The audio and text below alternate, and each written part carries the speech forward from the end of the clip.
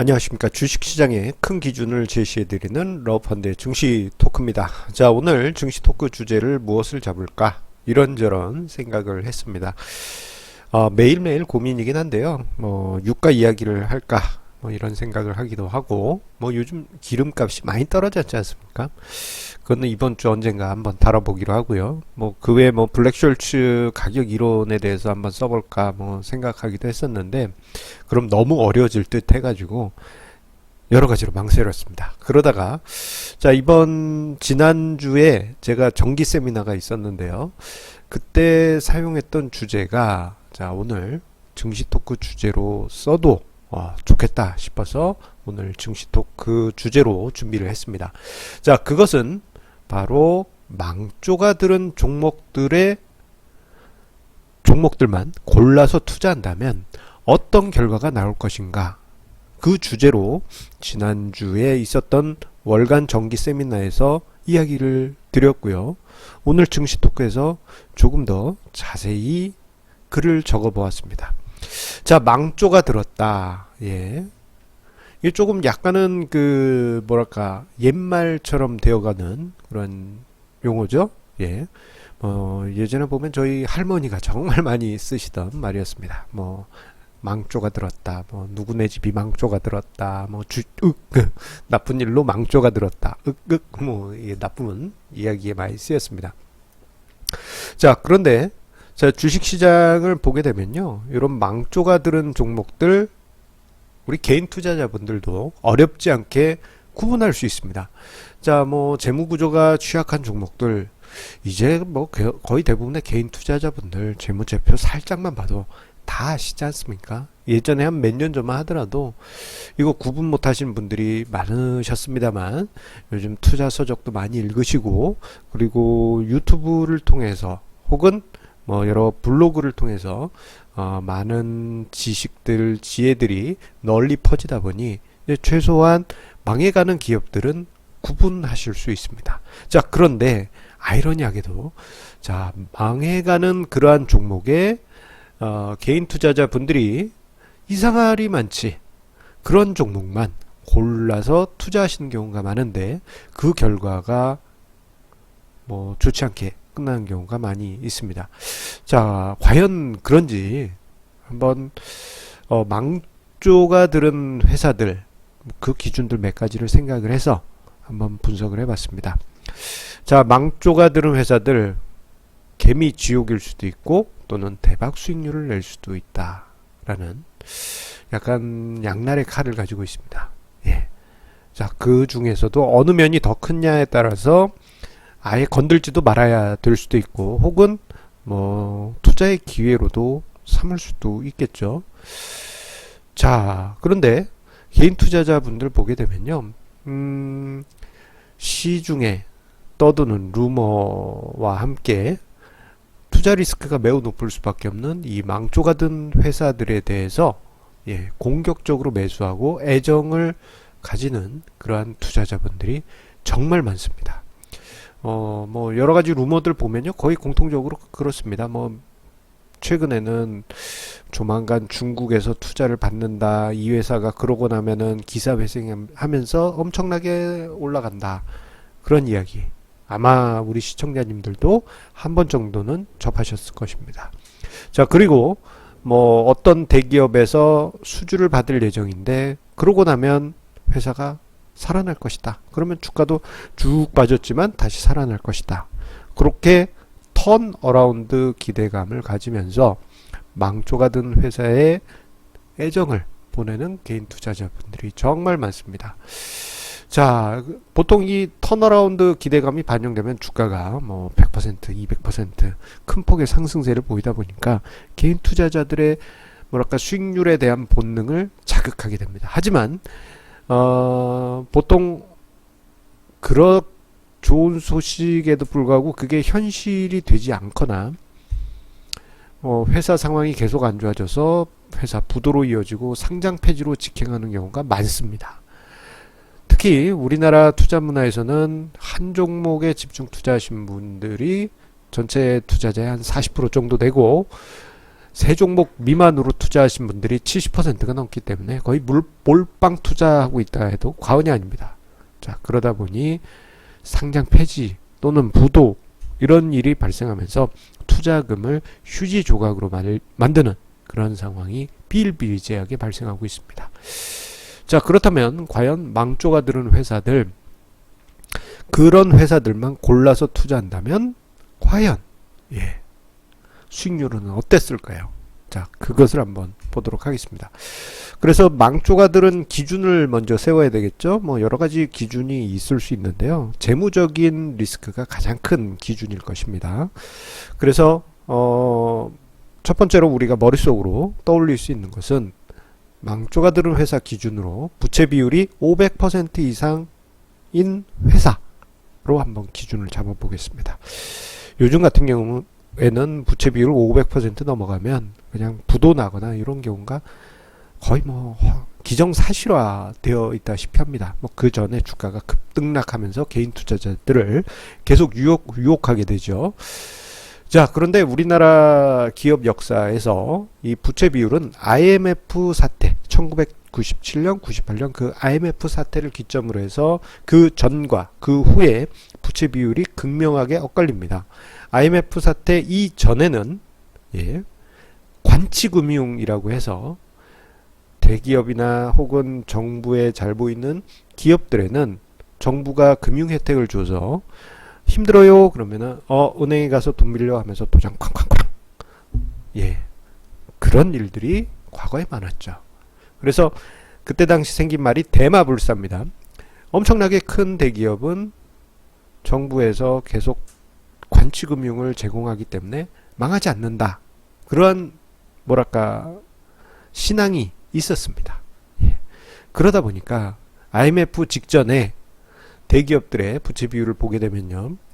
당시 대우그룹이 471%, 한진그룹 그때 당시입니다. IMF 직전에 900%대, 그때 당시 한화그룹 1200%대, 그때 당시 LG그룹 500%대, 그리고 지금 뭐 초우량 기업이라고 할 수 있는 삼성그룹도 그때 당시는 370%대.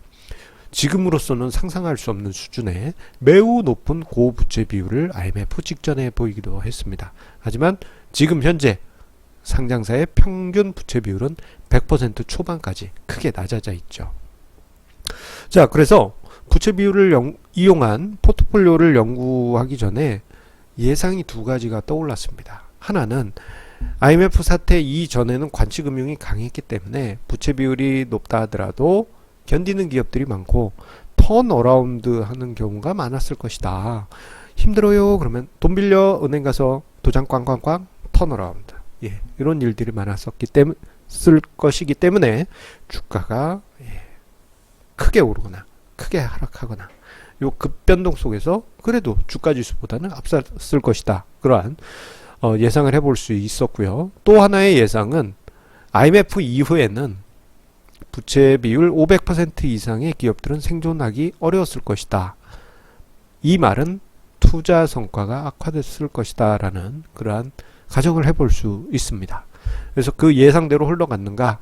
그래서 그 1990년 말부터 해서 2016년 말까지 부채 비율이 500% 이상인 기업들만 골라서 매년 포트폴리오를 갱신하면서 수익률을 누적을 해봤습니다. 그랬더니 26년의 기간 동안 종합주가지수가 191% 상승할 때 고부채 비율 포트폴리오는 마이너스 51%. 와, 이거 마이너스 51%. 와, 심각하죠. 26년 동안 반토막 난 겁니다. 자, 그리고 누적 수익률 추이 보면요. 이 빨간색 선이 바로 고부채 비율 포트폴리오의 수익률인데요. 자, IMF 이전에는 수익률이 주가지수 파란색보다 높았습니다. 예상 시나리오 1처럼 흘러갔었던 것이죠. 그런데 IMF 이후에는 점차 수익률 격차가 벌어지더니 2010년대에 들어서는 아예 부채 비율이 500% 넘어가는 포트폴리오의 수익률은 마이너스로 깊숙이 들어가고 자, 주가 지수가 상승하는 기간 속에 고부채 비율 포트폴리오는 나쁜 성과를 보였습니다. 자, 이러한 모습은요, 비단 고부채 비율뿐만 아닙니다. 예, 세미나 때 이야기를 드렸습니다만, 자본 잠식인 회사만 발려서 포트폴리오를 꾸려보면요, 비슷한 성과가 나오는데 더 수익률이 나빴습니다. 누적 수익률 마이너스 60%대. 예. 자본 잠식인 회사 피해라. 부채 비율 높은 회사 피해라. 제가 자주 강조 드려왔던 증시 토크의 이야기일 뿐만 아니라 시간을 이기는 주식 투자 불변의 법칙, 저희 책에서도 강조 드렸던 사항이죠. 자, 요거는 이제 어떻게 본다면은 이제 시뮬레이션 상에 나온 결과인데, 실제 개인 투자자 사이에서는 어떤 모습으로 나타났냐, 조금은 다른 모습으로 나타나고 있었습니다. 표현했다고 해야 될까요? 관찰되었다 라고 이야기하겠습니다. 자, 2000년대 초반만 하더라도요, 자, 턴어라운드 종목을 좋아하시는 분들 많았어요. 죽어가는 회사가 기사회생하면서 엄청난 수익률을 낼 것이다. 예, 그런 종목들 좋아하시는 분들 많이 계셨는데, 그런 분들이 과거에는 큰 수익을 내면서 고수로 불리기도 했습니다. 하지만 어느 날부턴가 그 고수분들이 한 명, 두 명 사라지게 됩니다. 자, 그분들이 왜 사라졌느냐? 예전 같으면 위험한 종목 투자해서 샥 턴어라운드 되면서 수익률이 이렇게 확 좋아져야 되는데, 샥 좋아지는 게 아니라 샥 좋아질 듯 하다가 퍽 상장 폐지. 이렇게 되면서 소위 고수라고 하셨던 분들이 주식시장에서 퇴출되는 그런 상황이 많이 발생했습니다. 뭐 고수가 아니더라도요, 일반 개인 투자자분들도 많이 발생했을 것입니다. 자, 그리고 꼭 망조라고는 할 수는 없지만, 극고평가된 기준이라 할 수 있는 PBR 5배 이상, 그 포트폴리오에 투자했다면 어떤 결과가 있을까? PBR 5배, 회사의 전체 자산에서 빚을 빼고 순자산 대비해서 시가총액이 5배 이상 되는 종목을 얘기합니다. 보통 어떤 테마주라든가 주도주, 시장 주도주들이 PBR 5배가 넘어가는 경우가 많이 있는데요. 자, 보통은 한 5배 되면은 거기서 브레이크가 걸리는 게 대부분이긴 합니다. 그래서 PBR 5배 넘어가는 종목은 아예 관심 종목에서 빼라고 제 강연이나 세미나에서 자주 언급드리고 있습니다. 자, 그런데 PBR 5배인 종목들 과연 성과는 어떨 것인가? 자, 그 특징을 알아보기 위해서 PBR 5배가 넘어가는 종목들의 어떤 속성을 우리가 생각해 볼 필요가 있겠습니다. 첫 번째로 회사가 현재 시장에서 주도주로 불리면서 모멘텀이 강하게 유입됐을 때입니다. 회사의 순자산 가치가 살짝 꾸준히 쌓이는 속도에 비해서 더 빨리 주가가 상승하면서 자산 가치 대비해서 훨씬 높은 주가 수준이 만들어진 것이죠. 이건 뭐 회사 내부적인 문제는 없는 경우가 많습니다. 자, 그런데 두 번째 케이스 같은 경우는 좀 문제가 될 수 있어요. 주가는 그대로인데 회사가 적자가 계속 발생하면서 순자산 가치가 꺾이게 되면 이 갭이 점점 벌어지게 되겠죠. 주가는 제자리더라도 회사의 적자가 자산을 깎아 먹으면서 PBR이 높아지는 그런 케이스입니다. 이거는 이제 재무적인 문제를 안고 있을 가능성이 높습니다. 자, 그래서 이 두 가지 케이스를 보면요, 잠재적인 문제를 안고 있을 수 있는데, 첫 번째 케이스는 주가 모멘텀이 있다 보니 수익을 낼 땐 대박 수익률, 엄청난 끝없이 올라가는 수익률을 만들 수 있지만 버블 논란이 있을 거고요.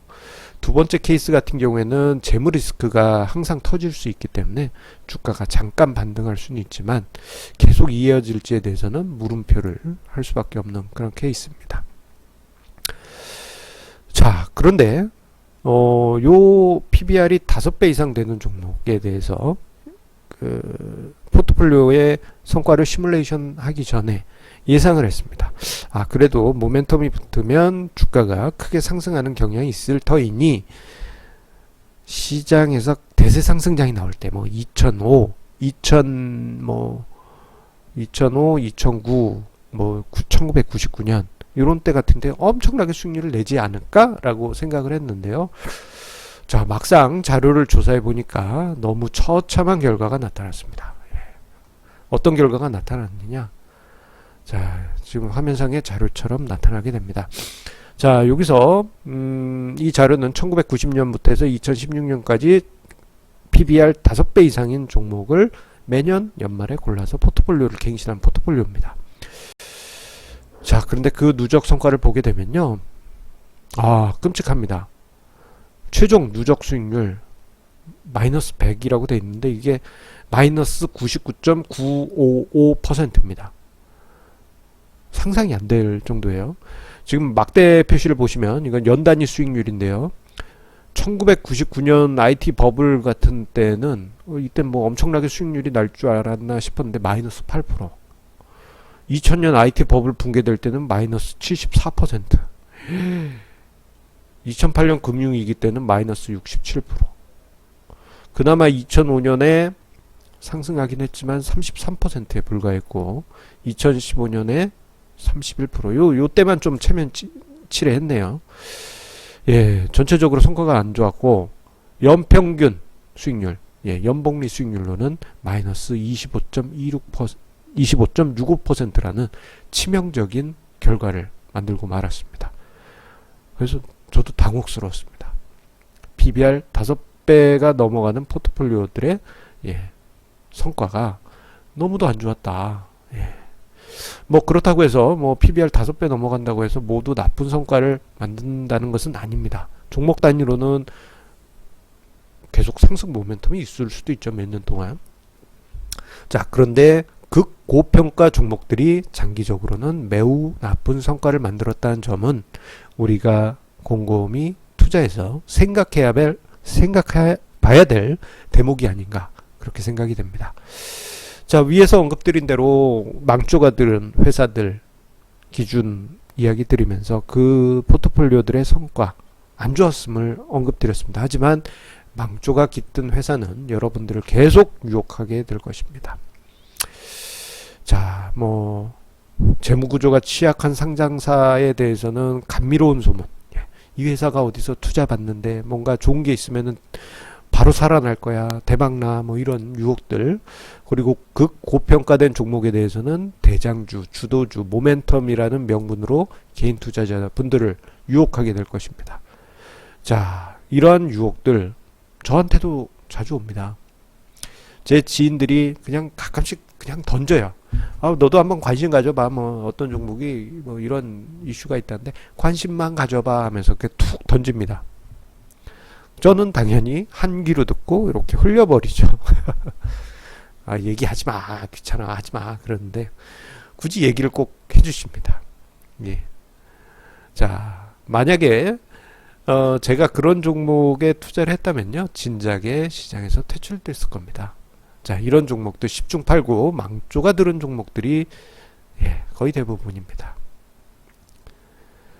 자, 만약에 제가 정말 그런 유혹에 넘어갔다면은 마치 2000년대 초반에 과거의 그 나쁜 투자 방법들, 턴어라운드만 기대하면서 부실 기업에 투자한 소위 고수분들이 한 명, 두 명 사라진 것처럼 저도 사라졌을 것입니다.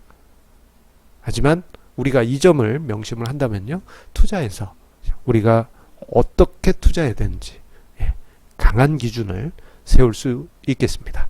자, 오늘 증시 토크는 여기서 마치도록 하겠습니다. 자, 항상 우리 시청자님의 구독, 좋아요 버튼 저에게 큰 힘이 됩니다. 자, 여러분들 성공 투자 이어가시기 위해서 투자 마인드 강하게 가지시고요. 오늘 장중에 주가 지수가 2100도 넘기도 했는데 그러한 흐름 계속 이어지면서 자, 제가 계속 강조드린 투자 어떤 기준들, 투자 마인드, 투자 전략들과 함께 성공 투자 만들어 가시기 바랍니다. 감사합니다.